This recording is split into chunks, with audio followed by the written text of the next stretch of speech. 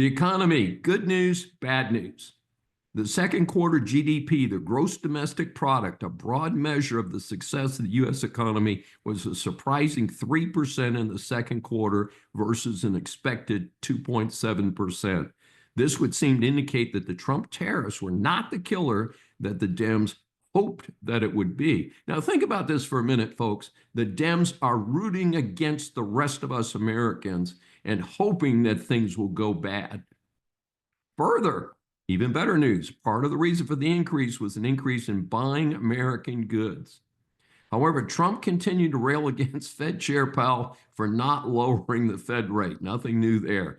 The Fed board just voted 9-2 not to change the rate. Two commissioners have now come out in favor of the cut in conflict with Powell. This is not good news, as the housing market, a major part of our economy, needs lower interest rates to kick it into high gear. It is very depressed at the moment.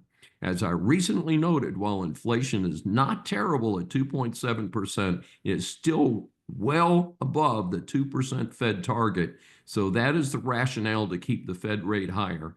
Powell, by the way, still has 10 more months at the Fed. This is Dr. David D. Shine. Thanks for joining me for this special edition of Saving America. Remember, a new Saving America show is aired on the Brushwood Media Network every Saturday at 11 a.m. Eastern Time.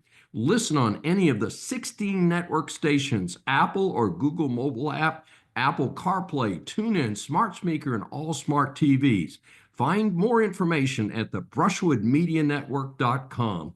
Please be sure to join us each week. We welcome and love your feedback from our growing audience.